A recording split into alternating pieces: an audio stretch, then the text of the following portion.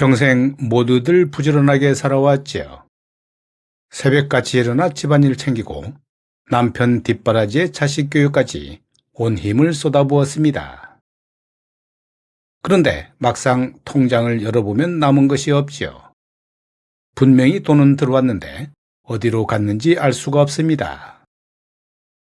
사주 상담을 수십 년 하다 보면 이런 이야기를 정말 많이 듣지요.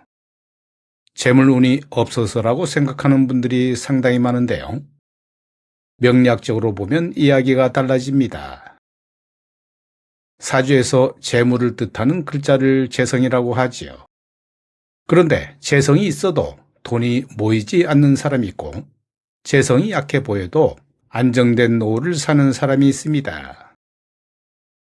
이 차이를 만드는 것이 바로 반복적인 습관이죠. 사주는 타고난 구조이지만 습관은 반복적인 행동 패턴이고 그 습관이 사주 속에 고스란히 새겨져 있습니다. 오늘 이 영상에서는 사주 속에 숨어있는 가난해지는 습관 5가지를 짚어드리겠습니다.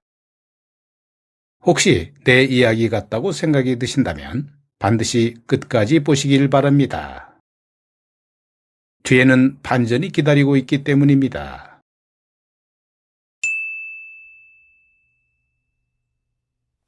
명리학에서 사람과의 관계를 나타내는 글자가 있죠. 바로 식신과 상관이 그것인데요. 이 글자가 강한 사람은 표현력이 강하고 주변을 잘 챙기는 성격을 타고납니다. 베푸는 것이 몸에 배어 있죠. 문제는 재성, 즉 재물 에너지를 이 식신과 상관이 과도하게 소모해버린다는 점입니다.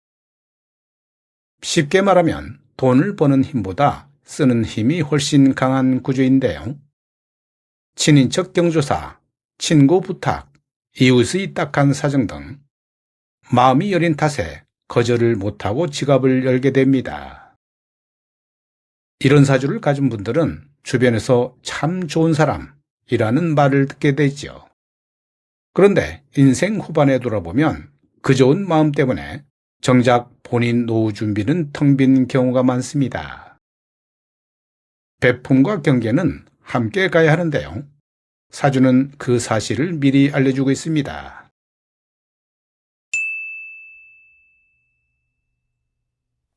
사주에서 재성이 있어도 그것을 붙잡아두는 역할을 하는 글자가 약하면 돈이 손에서 머물지 않지요.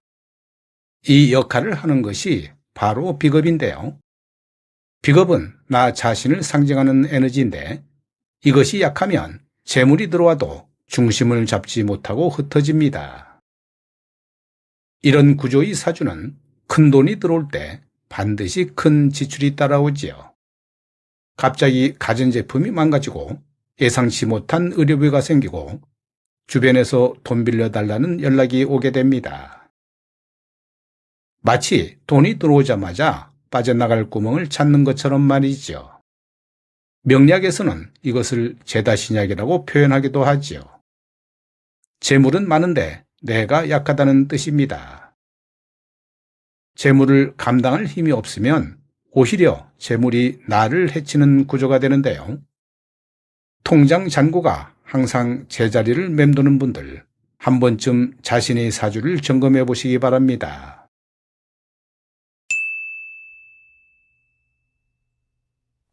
사주에서 감정의 흐름을 나타내는 것이 화의 기운이지요.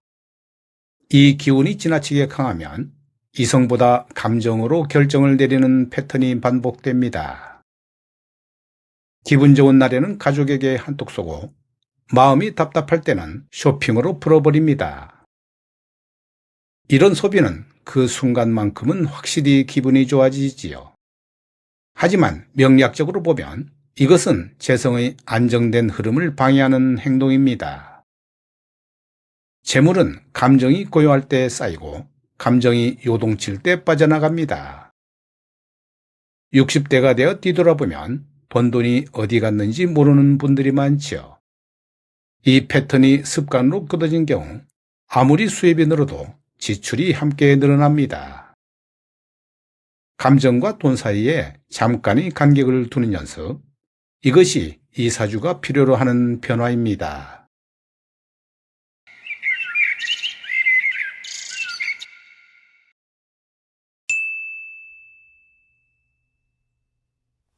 사주 상담에서 가장 많이 보는 유형이 바로 이것이지요.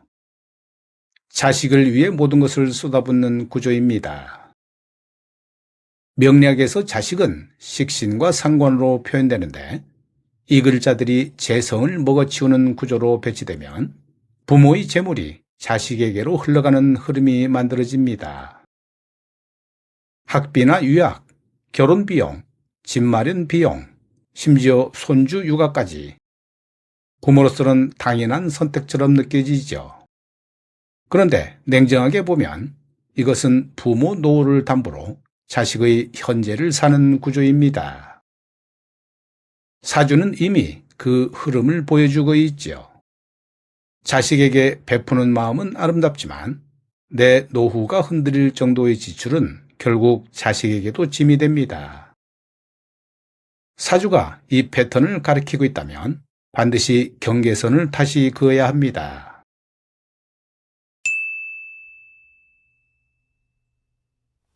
다섯 번째 습관은 앞서 말한 모든 것을 뒤늦게 깨닫는 구조에 있지요. 명리학에서 지혜와 현실 인식을 담당하는 글자는 인성인데요. 이 인성이 후반 대운에서야 강하게 작용하는 사주가 있습니다. 젊은 시절에는 돈보다 정이 중요하고 돈보다 체면이 먼저였지요. 손해보는 줄 알면서도 좋은 게 좋은 거라고 그냥 넘어갔습니다. 그러다가 60대에 접어들면서 비로소 현실이 보이기 시작하지요. 노후 자금이 부족하다는 것, 자식에게 기대기 어렵다는 것, 젊을 때 모아뒀어야 했다는 것을 그제야 실감합니다. 명리학은 이 흐름을 미리 읽을 수 있는 도구이지요. 지금이 50대라면 아직은 늦지 않았습니다. 지금 이 영상을 보고 있는 것 자체가 이미 변화의 시작이죠. 사주가 알려주는 패턴을 인식하는 순간 습관을 바꿀 수 있습니다. 여기서 중요한 반전이 있죠. 많은 분들이 사주에 가난한 팔자가 따로 있다고 생각하는데요. 그런데 수십 년간 수많은 사주를 봐온 결과는 다릅니다. 평생 가난한 팔자는 명리학에 거의 존재하지 않습니다. 같은 사주를 타고난 쌍둥이도 살아가는 방식에 따라 전혀 다른 재물 흐름을 만들어냅니다. 사주는 타고난 기질과 흐름을 보여주는 지도이지 변하지 않는 선고가 아니지요. 재물운이 강하게 보이는 사주도 오늘 말씀드린 5가지 습관이 반복되면 결국 빠져나갑니다. 반대로 재물운이 약해 보이는 사주도 돈을 지키는 습관이 자리 잡으면 안정된 흐름이 만들어집니다. 운명은 절반, 습관이 나머지 절반이지요. 이것이 사주 명리학이 전하는 진짜 메시지입니다. 사주 명리학은 두려움을 주는 학문이 아니죠. 오히려 내가 어떤 패턴을 갖고 있는지, 어디서 돈이 새고 있는지를 미리 알려주는 친절한 지도입니다. 오늘 5가지 습관 중에서 하나라도 내 얘기 같다고 느끼셨다면 그 인식 자체가 변화의 첫걸음입니다. 사주가 아무리 재물운을 가리켜도 습관이 받쳐주지 않으면 그 운은 지나치고 마는 것입니다. 반대로 사주가 조금은 아쉬워 보여도 돈을 지키는 습관을 쌓아가면 재물운은 훨씬 강하게 작동합니다. 지금 이 순간부터 딱 하나만 바꿔보시죠. 감정이 올라올 때 지갑을 잠깐 닫는 것, 자식에게 무한정 열어주던 경계를 하나 세우는 것, 남을 돕기 전에 나의 통장을 먼저 챙기는 것, 작은 습관 하나가 사주의 흐름을 바꿉니다. 이 영상이 도움이 되셨다면 좋아요 버튼 눌러주시고요. 댓글도 남겨주십시오. 본인 이야기를 댓글로 남겨주시면 더 많은 분들께 도움이 됩니다. 다음 영상에서도 사주 속에 숨겨진 이야기를 계속 풀어드리겠습니다.